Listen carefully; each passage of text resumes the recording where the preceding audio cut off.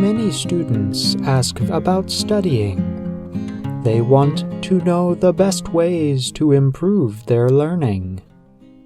In this week's education tips, we will explore 4 methods you can use: focusing, testing yourself, interleaving, and teaching. One of the best ways to organize your study session is to use the Pomodoro technique. It is a powerful but simple method that helps people focus on a task. The idea is to use a timer. Let's say you set the timer for 20 minutes and focus only on your studies during that time. You cannot check email, send text messages, or do anything aside from your task. When the timer goes off, you can reward yourself by listening to some music or having a drink of tea. You can repeat the process as many times as needed. When you are studying, you should test yourself often. If you are using a textbook, then you can do practice questions from the end of each chapter, as we suggested in an earlier education tips.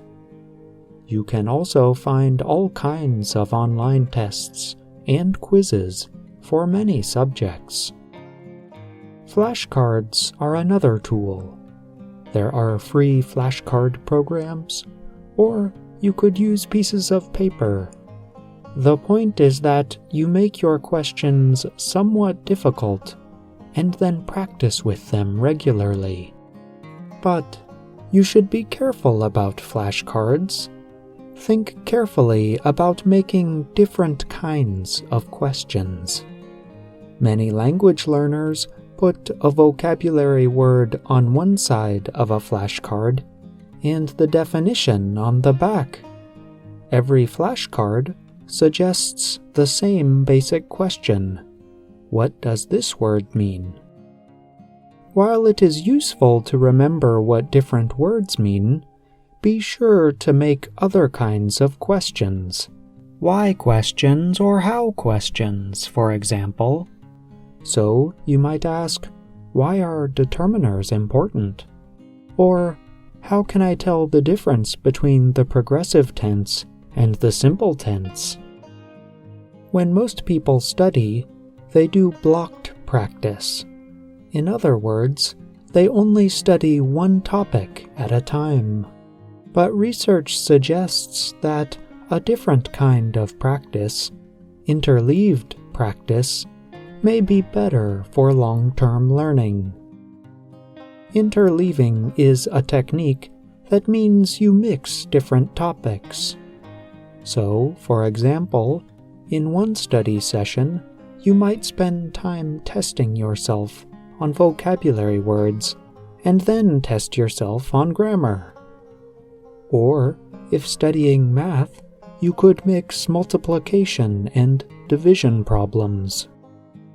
A 2020 study published in the Journal of Educational Psychology found that interleaved study was much better than blocked practice. The study examined 54 7th grade math classes over a period of 4 months. Some classes did interleaved assignments, while other classes did blocked assignments. 1 month later, students took a surprise test. The results were powerful. The interleaved group outscored the blocked group 61% versus 38%, the researchers wrote.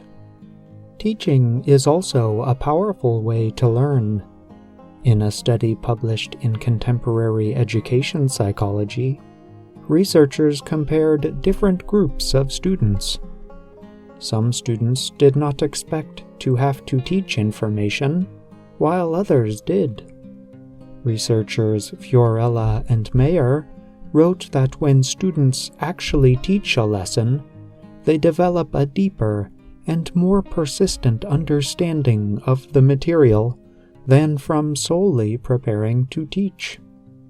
In the Guardian newspaper, David Robeson points out ways to teach others, even if you are alone.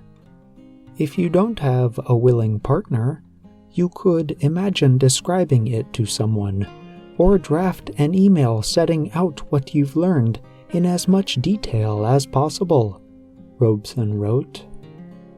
You can put all these techniques together to make a powerful study plan.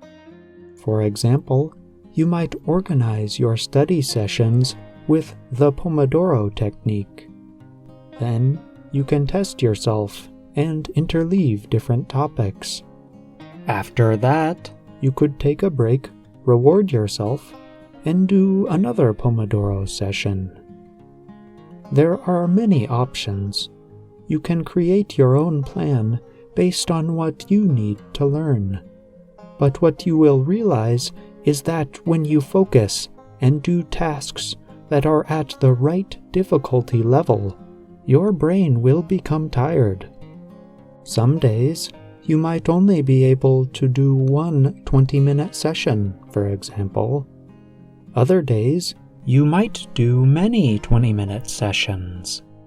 After all of that mental training, you will surely need to rest and recover. We will explore that topic in a future education tip story.